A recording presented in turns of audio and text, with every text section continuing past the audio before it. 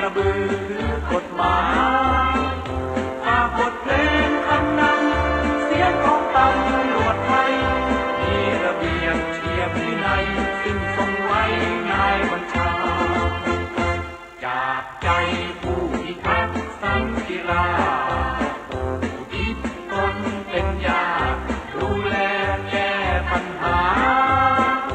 อาทิยานใจเราผู้ทิศเพื่อชาวประชา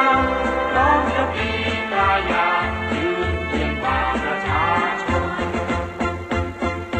ปราบปรามสร้างความลมเย็นเช่นฝันฝ่าฟันแม้นมีมารมาผจญเราจะทำเราจะทนเพื่อประชาชนทุกคนปลอดภัย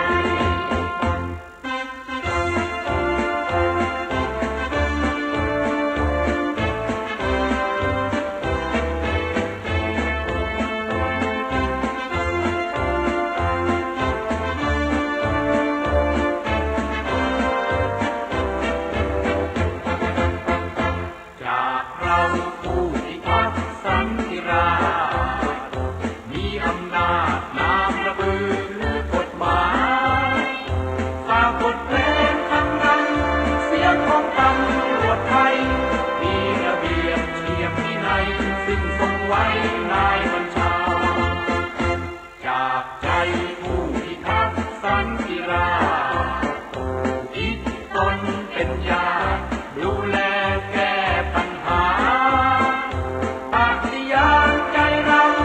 ทิศเพื่อชาวประชาพร้อมจะมีกายายืนเคียงบ่าประชาชนปราบปรามสร้างความลมเย็นเช่นฝันฝ่าฟันแม้นมีมารมาผจญเราจะทำเราจะทนเพื่อประชาชนทุกคนปลอดภัย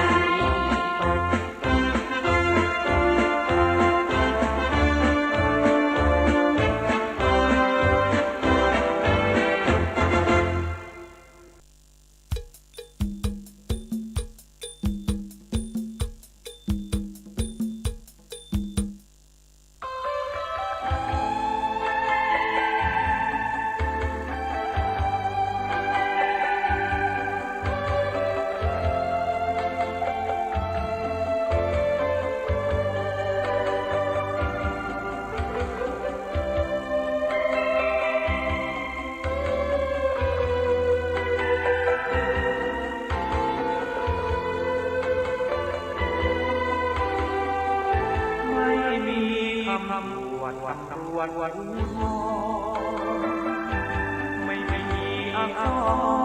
รมีเพียงสุนทรวอนว่าอยู่ชนบทหมดวาสนาเราจะมาเข้าใจ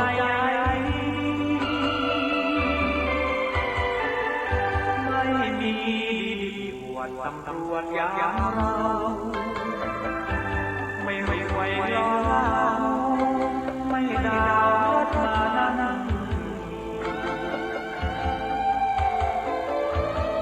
เงินเดือนเลี้ยงกายได้จากสำนึกได้ดีผู้มีพระคุณแม้อยู่กันนานแม้งานจะมาพบความลำบากสมบูรณ์ทนได้รับความมาดูทำเพื่อคุณผมมีให้ได้ใจจะปวดตำรวจวันทองเสื้อผ้าเก่าจันก็ยังสวม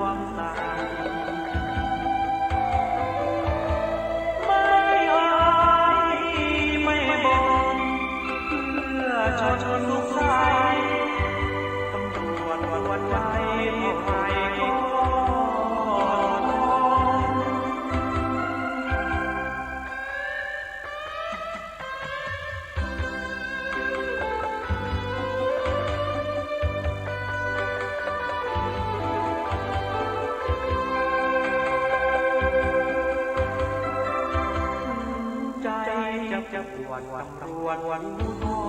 รเสื้อผ้าเราจะก็ยังสวมใส่ไม่อายไม่บ่นเพื่อชาติสุขใสตำรวจกวนใจเท่าไร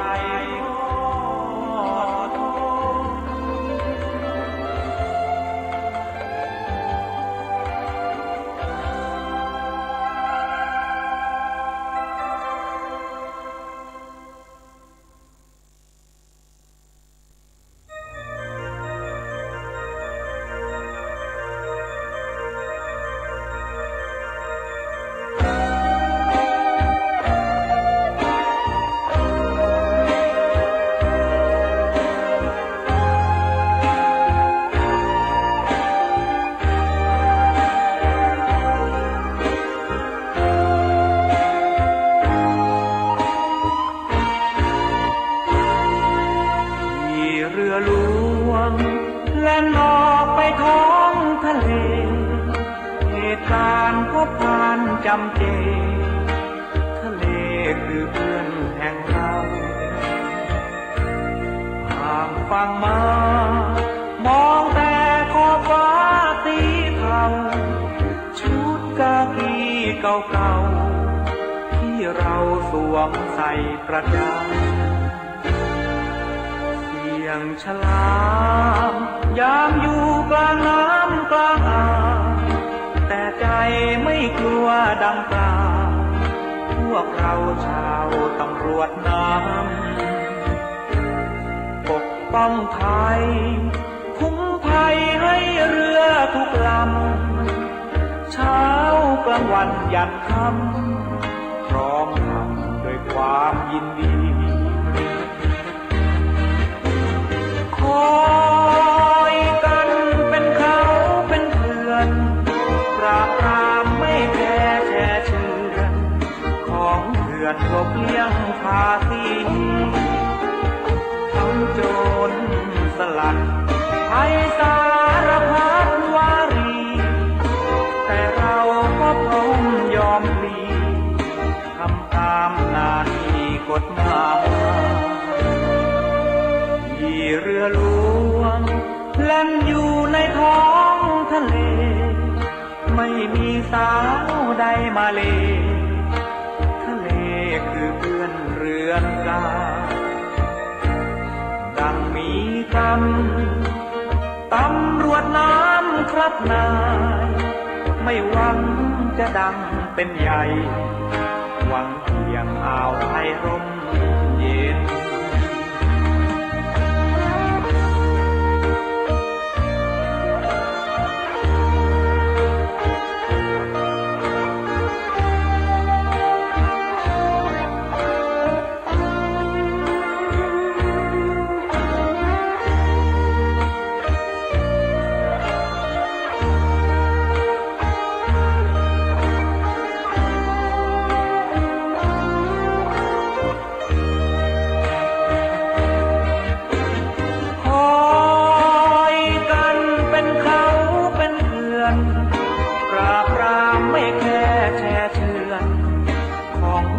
หลบเลี่ยงภาษี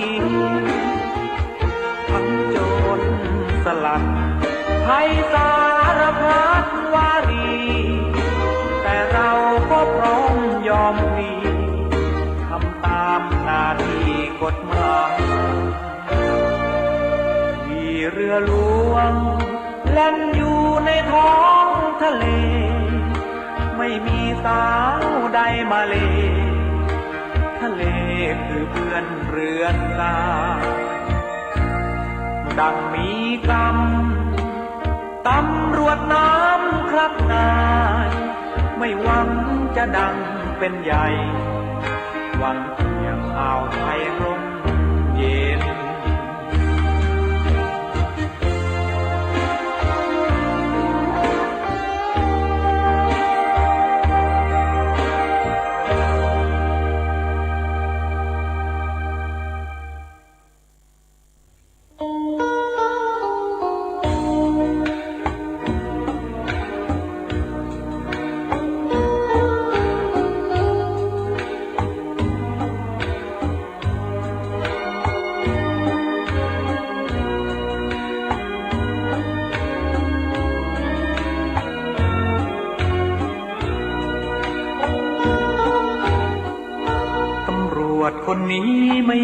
ใคร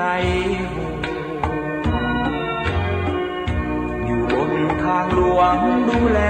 รถราแม้ใครจะบ่นหรือโดนนินทาต่างๆนานาแต่ว่าจะทนดึกดื่นคืนเห็นจำเป็นตั้งด่านจับตรวจคันยวดยานรถยนต์แถมเคยโดนขู่คิดดูชอบคนเอาบัตรของคนใหญ่ๆมาโชว์ขอไม่มากมายน้อมใจมาห่วงตำรวจทางหลวงนั่งรถราโลไม่คุยทับใครคำใหญ่คำโต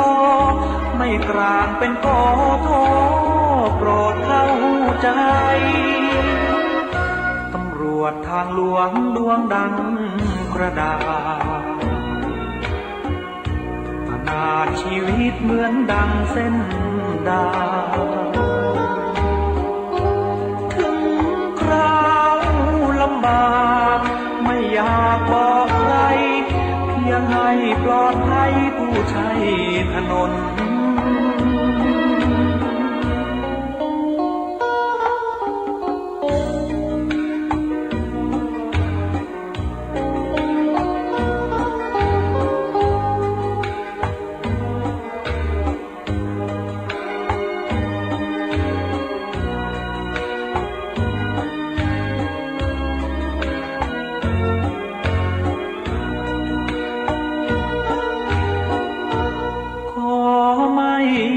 มากมาย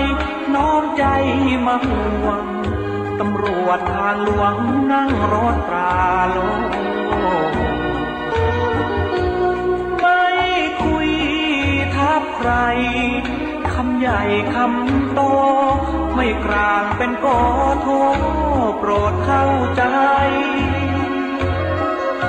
ตำรวจทางหลวงดวงดังกระดาษชีวิตเหมือนดังเส้นดาวถึงคราวลำบากไม่อยากบอกใครเพียงให้ปลอดภัยผู้ใช้ถนน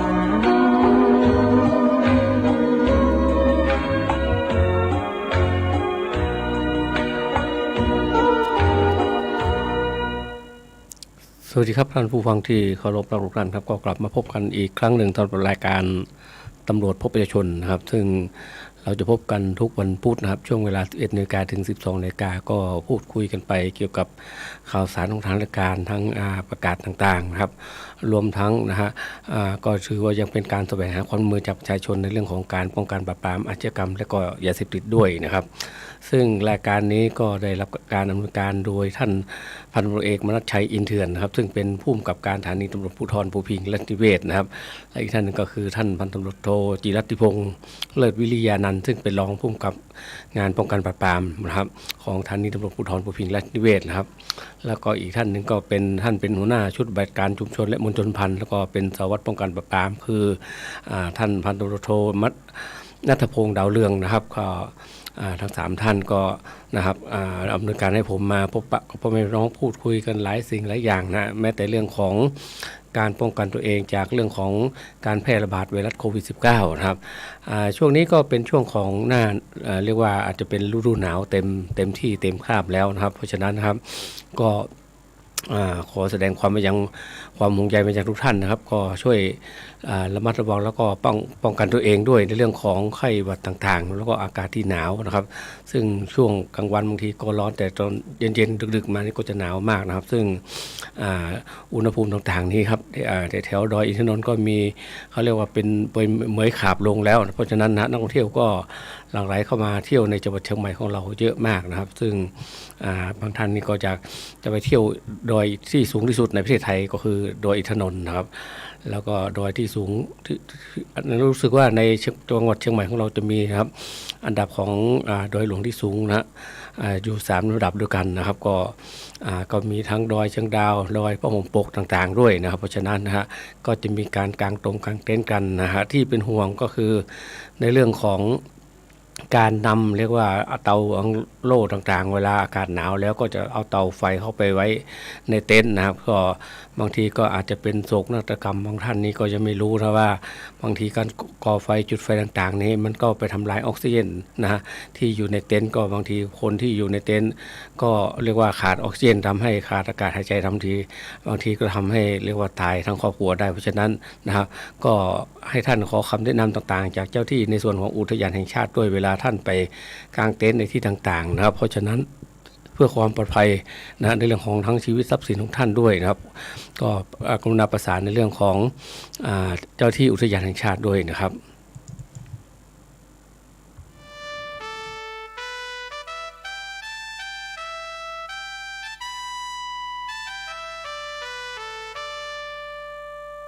ผมพลตำรวจอุดรรักดีขออนุญาตกล่าวความในใจครับผม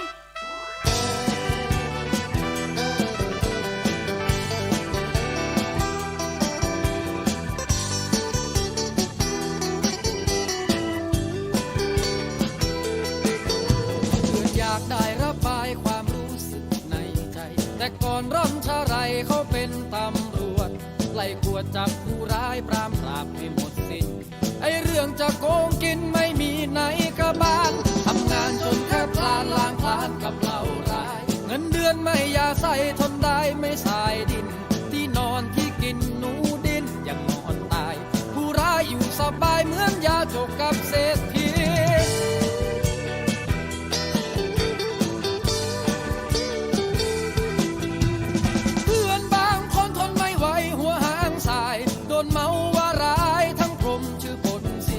ความรักความศรัทธาประชาชนโบยบินเหยียดยามเพียงได้ยินตำรวจทั้งปวดใจโอ้บิงวอนมาในน้ำตำรวจดีทั้งหลายตำรวจเลวจงเข้าใจหันไปทำความดีทุกคนล้วนทุกทนเพราะสังคมทุรนรายมีนารกในใจอย่าไปซ้ำเติมกัน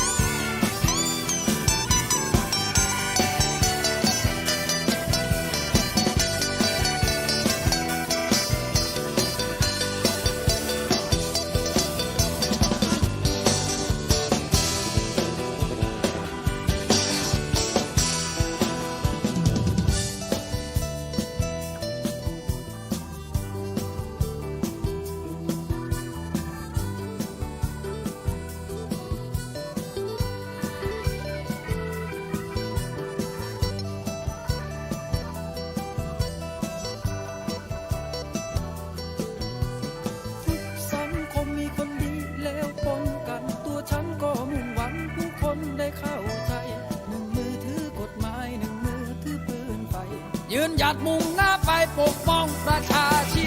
พ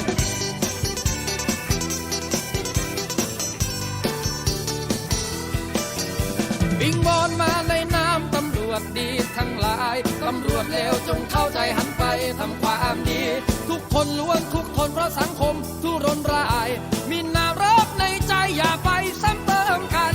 เพื่อนบางคนทนไม่ไหวหัวหางสายโดนเมาว่าร้ายทั้งกลมชื่อปนสิ้นความรักความศรัทธาประชาชนโบยบินเหยียดยามเพียงได้ยินตำรวจฉันปวดใจทุกสังคมมีคนดีเลวปนกันตัวฉันก็มุ่งหวังผู้คนได้เข้าใจหนึ่งมือถือกฎหมายหนึ่งมือถือปืนไฟยืนหยัดมุ่งหน้าไปปกป้องประชาชียืนหยัดมุ่งหน้าไปปกป้องประชาชียืนหยัดมุ่งหน้าไปปกป้องประชาชี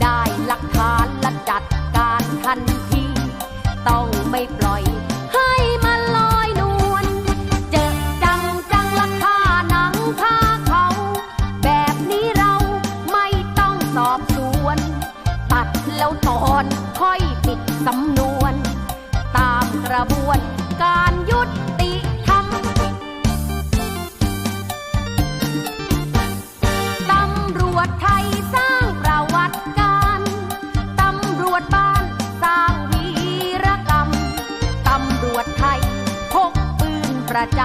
ำตำรวจบ้านพกสากกระเบือได้ผัวดีพวกเราเชิดชู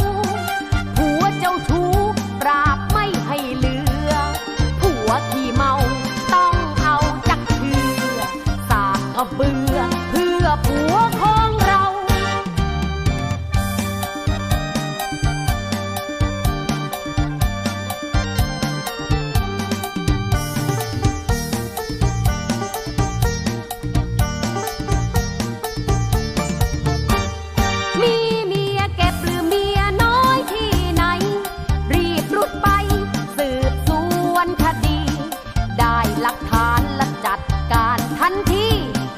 ต้องไม่ปล่อยให้มันลอยนวลเจอจังละค่าหนังค่าเขาแบบนี้เราไม่ต้องสอบสวนตัดแล้วถอนค่อยปิดสำนวนตามกระบวนการยุติธรรมตำรวจไทยสร้างประวัติการตำรวจบ้านสร้างตำรวจไทยพกปืนประจ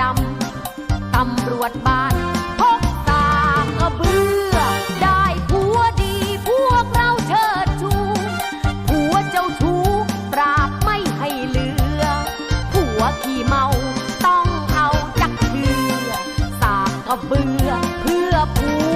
วของเรา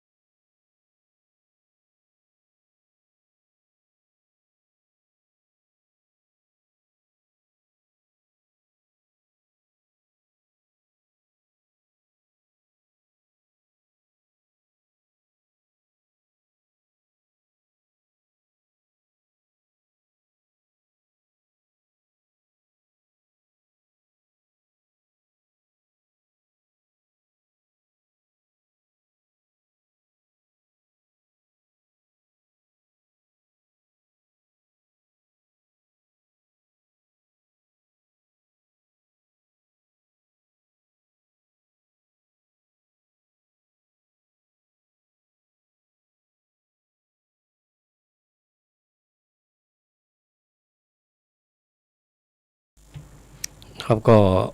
คุยกันไปฟังเพลงกันไปสำหรับรายการตำรวจพบประชาชนนะครับซึ่งดำเนินรายการโดยกระผมร้อยตำรวจเอกสมชายสมจิตมากซึ่งเป็นสารวัตร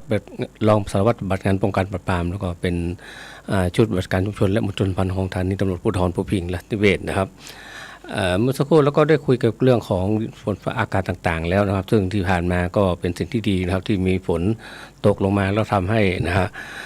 เรียกว่าป่าชุ่มชื้นทำให้ใบไม้ต่างๆก็เรียกว่าได้รับฝนทำให้เปียกนะครับแล้วก็ทำให้ป้องกันในเรื่องของไฟป่าได้อีกระดับหนึ่งนะครับซึ่งแต่ละปีนะครับในจังหวัดเชียงใหม่ของเราก็จะมีปัญหาเกี่ยวกับเรื่องของหมอกควันแล้วก็ไฟป่าทำให้เกิดเรียกว่าฝุ่นละอองขนาดเล็กหรือ PM 2.5 นะครับซึ่งเป็นอันตรายต่อสุขภาพร่างกายของเรียกว่าของมนุษย์ของเราของทุกคนนะครับซึ่งแต่ละปีนะบางทีก็ต้องมีการงดเที่ยวบินต่างๆที่จะเข้ามาเที่ยวในจังหวัดเชียงใหม่ด้วยนะครับก็ส่งผลกระทบไปถึงในด้านเศรษฐกิจต่างๆด้วยนะเพราะฉะนั้นนะครับก็ขอให้ทุกท่านละช่วยกันนะฮะในเรื่องของการเรียกว่าป้องกันการเผาขยะเผาใบไม้ต่างๆด้วยนะครับซึ่งจะทำให้เกิดในเรื่องของหมอกควันแล้วก็เรียกว่ามลพิษต่างๆเกิดขึ้นได้นะครับเพราะฉะนั้นนะครับเราก็ช่วยกันคนละไม้ละมือเพื่อป้องกันในสิ่งเหล่านี้นะครับในเรื่องของนักท่องเที่ยวต่างๆนะฮะตอนนี้ก็เข้ามาท่องเที่ยวในจังหวัดเชียงใหม่ของเราเยอะนะครับเพราะนั้นการขับรถขับราต่างๆนะครับบางทีก็สุ่มเสี่ยงต่อการให้เกิดอุบัติเหตุต่างๆด้วยนะครับเพราะฉะนั้นนะฮะเราเป็นคนในจังหวัดเชียงใหม่เราก็ต้องเรียกว่าต้อนรับแขกบ้านแขกเมืองก็คือนะครับบางทีเราก็อารมณ์รวยหรือว่าขับรถแบบมีน้ำใจให้กับเพื่อนร่วมถนนร่วมทางด้วยกันนะเพราะฉะนั้นนะฮะเล็กๆน้อยเราก็อภัยให้กันหรือว่าเปิดทางให้รถที่จะออกมาจากเรียกว่าถนนข้างทางหรือว่าทางโทนะครับเราเป็นทางเอกบางทีเราก็ไม่มีเรียกว่าก็อาจจะหยุดรถให้เขาออกมาร่วมทางกับเราด้วยนะครับเพราะฉะนั้นบางทีนะฮะการขับรถกันอย่างมีน้ำใจก็ทำให้ป้องกันในเรื่องของอุบัติเหตุต่างๆได้ด้วยนะครับเพราะฉะนั้นนะก็ขอฝากมายังทุกท่านในเรื่องของการเรียกว่ามีน้ำจิตน้ำใจกับนักท่องเที่ยวต่างๆนะครับในเรื่องของการป้องกันนะฮะอุบัติเหตุต่างๆซึ่งเรื่องของอุบัติเหตุแล้วครับก็ทำให้เสียเรียกว่าทั้งเวลาแล้วก็เสียทรัพย์สินนะบางทีก็อาจจะทำให้ถึงขั้นเสียชีวิตได้เพราะฉะนั้นนะเราก็ต้องปฏิบัติตามกฎจราจรอย่างเคร่งครัดนะครับแล้วก็อย่าลืมในเรื่องของการเมาไม่ขับนะครับบางทีก็บางท่านนี้ก็ขับรถมาจากต่างจังหวัดไกลๆไม่ได้พักผ่อนเยอะนะครับก็อาจจะทำให้วูบหรือว่าหลับในไปได้เพราะฉะนั้นนะฮะเราก็ต้องเตรียมร่างกายเราให้พร้อมในการขับขี่รถนะฮะในระยะไกลๆนะครับก็คือนะฮะนอนหลับให้เต็มอิ่มเต็มที่นะครับเพราะฉะนั้นนะฮะก็เรียกว่าขอฝากไปยังทุกท่านด้วยในเรื่องของการป้อง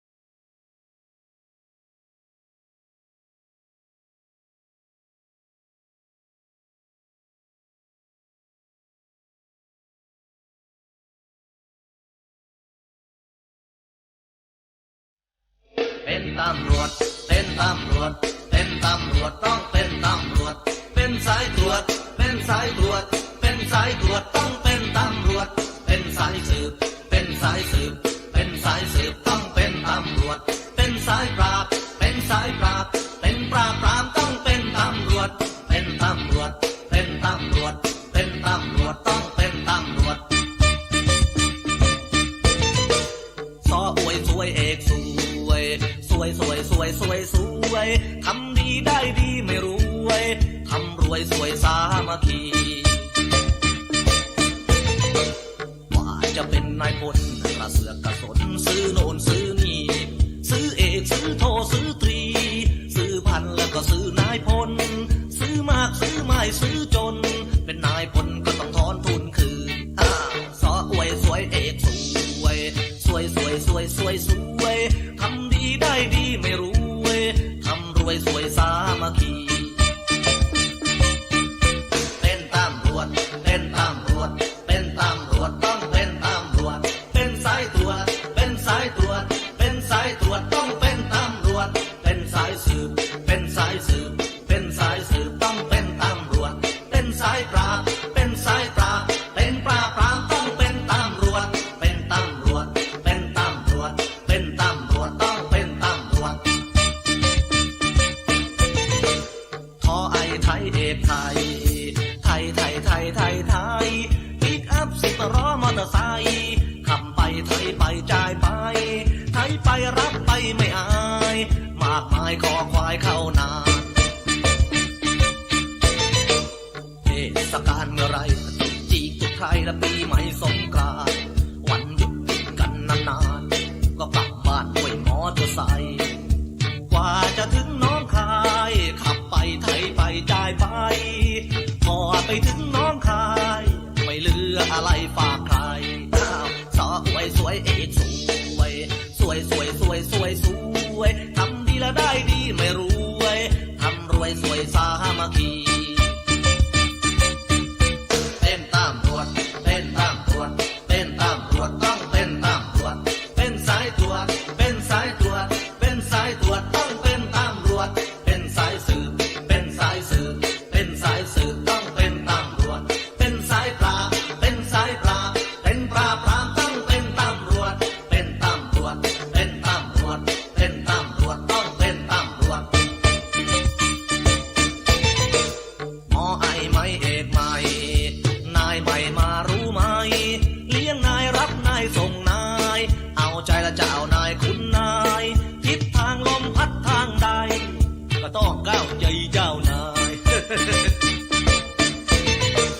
เทศกาลเวียนวนย้ายโยกเหตุผลและเส้นใครสายใครเส้นรอมอตอหรือไงลูกใครเมียใครสอสอคนไหน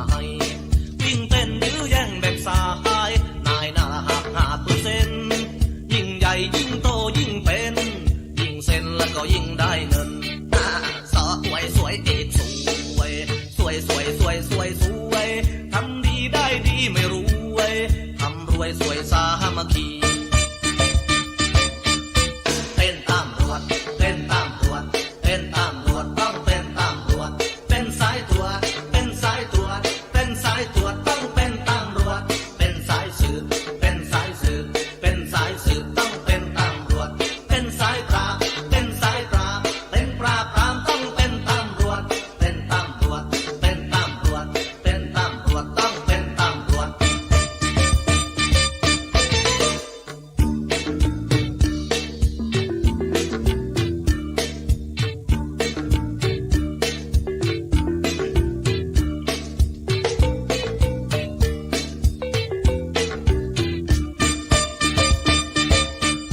เป็นตำรวจเป็นตำรวจเป็นตำรวจต้องเป็นตำรวจเป็นสายตรวจเป็นสายตรวจเป็นสายตรวจต้องเป็นตำรวจเป็นสายสืบเป็นสายสืบเป็นสายสืบต้องเป็นตำรวจเป็นสายปราบเป็นสายปราบเป็นปราบปรามต้องเป็นตำรวจเป็นตำรวจเป็นตำรวจเป็นตำรวจต้องเป็นตำรวจสอไอใส่เอกใส่ใครใส่ชุดกากีใส่แล้วก็ต้องมีจิตใจใฝ่คุณและธรรม ใส่แล้วก็ต้องทำจิตใจรักชายประชากว่าจะเป็นตรอต้องเรียนจหอเรียนนรตประชาชนก็รอตรอที่ดีไรจะมาเป็นที่พึ่งที่พาประชาสังคมร่มเย็นหยาดเหงื่อแรงงานกระเซ็น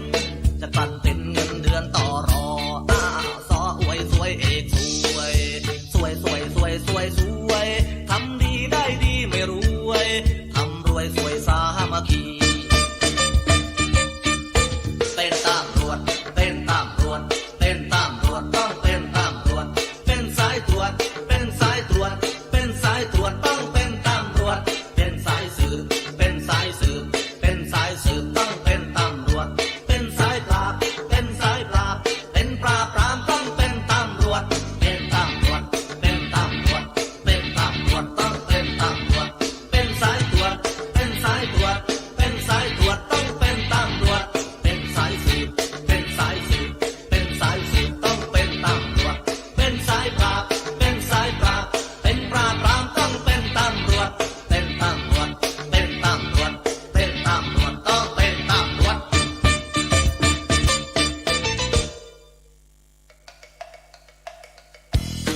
เลอเลียก็ลาหน้าอยู่คือใจดีทุกคนดีก็มาสู้ลาทุกคนจ้าปาเลอเลียจ้าปาเลอเลียเลอเลียก็ลาหน้าอยู่คือใจดีทุกคนดีก็มาสู้ลาทุกคนจ้าปาเลอเลียจ้าปาเลอเลียบนดอยมีดาวอยู่ไกลคงไรมีนกกันละมืองงเย้าละก็เรียงมูซืออีก็ลีซออาคาเป็นไทยละกันทุกโมเหล่าเตรียมเท่าผืนดินแผ่นฟ้าอยากการอยากให้อยากนาลูกเต้าก็ส่งเข้าโรงเรียนแล้วเลียก็ลาหน้าอยู่คือจะดีทุกคนเด็กก็มาสู้ลาทุกคนจ้าปาเลอเลียจ้าปาเลอเลียเราเช่นเรียนเก่งเนื้อฉลาดกับเปลืองปลาดจนโตเต็มนุ่งเอาของดอยละไปขายที่ลุ่มของดอยก็เอาไปขายที่ลุ่มมอเตอร์ไซค์ละขี่ไปในเมืองมอเตอร์ไซค์ละขี่ไปในเมืองมอเตอร์ไซค์เราเช่นเก่าใครเราจะคิดว่ามันละวิ่งได้ไฟเลี้ยวไฟหน้าไฟท้ายเอาไฟฉายแล้วมาทำเอาแทนบางคนหน้ามันก็ไม่มีบางคนหลังก็อย่าหวังแล้ววันจะมีไม่มีแล้วมันก็เป็นคนดีแล้วต้องไม่ติดขี้โคลนเบาะนั่งละเอียงห้อยนั่งโหนเวลาจะตีนะเข็นกระตุกเดี๋ยวมันก็ตีกระตุกจนติดแล้ววิ่งไปติดไฟแดงก็มี10 ตีกว่าปีหน้าก็อาจจะได้10 โทเห็นมอเตอร์ไซค์แล้วก็ร้องโอ้โหต้องขอใบขับขี่เหล่าเช็คเป็นคนปราดเปรื่องรู้เรื่องใบไม้อย่างดีแต่ใบละที่นาย10 ตรีว่าใบขับขี่มันเป็นละยังไงเป็นยังไงไล่ใบขับขี่บอกหน่อยสิว่าต้นเป็นละยังไงเป็นยังไงไล่ต้นขับขี่บอกหน่อยสิจะเด็ดไม้มาฝาก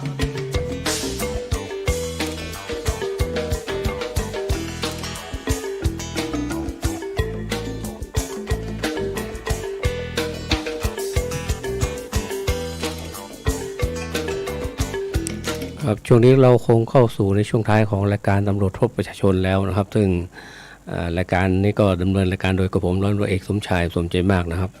ก็เป็นรองสารวัตรปฏิบัติงานป้องกันปราบปรามนะครับสถานีตำรวจภูธรพิงและเวทแล้วก็เป็นชุดปฏิบัติการชุมชนและมวลชนสัมพันธ์นะครับในส่วนของท่านพันธุ์เอกนะครับมนัสชัยอินเถื่อนซึ่งเป็นผู้กำกับการสถานีตำรวจภูธรภูพิงและเวทนะครับก็มอบหมายให้ผมมาดำเนินรายการพบปะกับพ่อแม่พี่น้องทุกวันพุธนะครับช่วงเวลาตั้งแต่ 11 นาฬิกาถึง 12 นาฬิกาครับในช่วงนี้นะครับผมคงจะต้องเรียกว่าขอเปิดเพลงฝากไว้กับพ่อแม่พี่น้องแล้วก็ในส่วนตัวผมก็ขอกล่าวคำว่าสวัสดีครับเวลาจะตีเข็นกระตุกเดี๋ยวมันก็ตี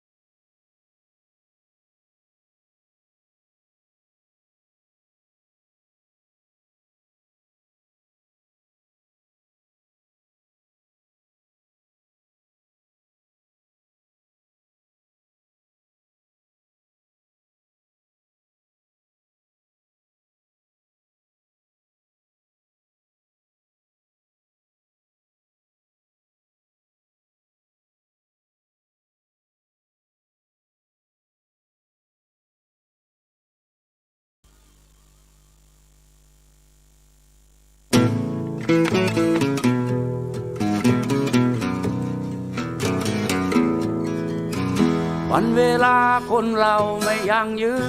นถ้าลือฟื้นคืนได้ก็จะดี ฉันอยากให้ใบไม้ใบนี้ ได้หวนคืนสู่โคนต้น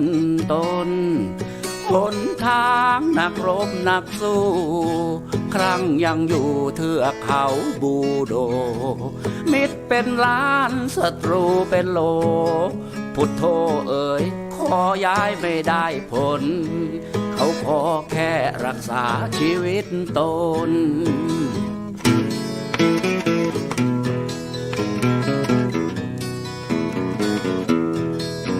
มีใครบ้างไม่รักตัวกลัวตาย อยู่เมืองใหญ่สบายจนล้นพ้นแต่ยังมีจ่าเพียรอีกกี่คนทนอยู่ป่ารักษาอธิปไตยในสังคมที่การเมืองเสื่อมเกียรติทำความดีจึงไม่มีใครสนตายไปก็แค่เป็นพีรชนกี่คนมาแล้วล่ะที่ถูกลืมแต่อย่าลืมจ่าเพียรขาเหล็กในตำรวจเล็กเล็กแห่งบันดังสตาวีรกรรมยิ่งใหญ่แต่ลมหายใจไร้ค่าต้องจากจำด้วยน้ำตาของภรรยาและลูกชาย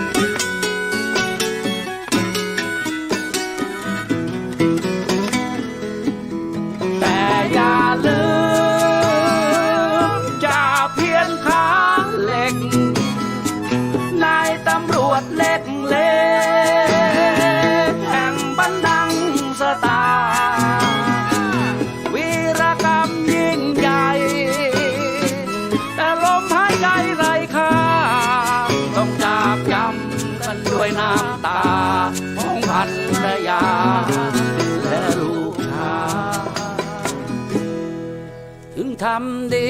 ไม่มีใครมองแต่ต้องทำหน้าที่ให้บรรลุ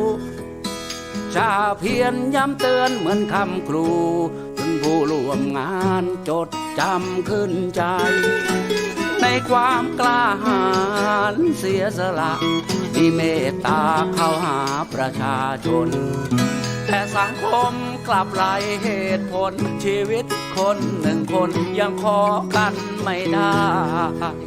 สังคมจะไล่เหตุผลขอชีวิตตนยังขอไม่ได้สังคมจะไล่เหตุผลขอชีวิตตนเขายังไม่ให้ขอขวัญกำลังใจจงเพียรคืนมาสู่กรมตำรวจขอขวัญกำลังใจจงเพียรคืนมาสู่ครอบครัวจ่าพี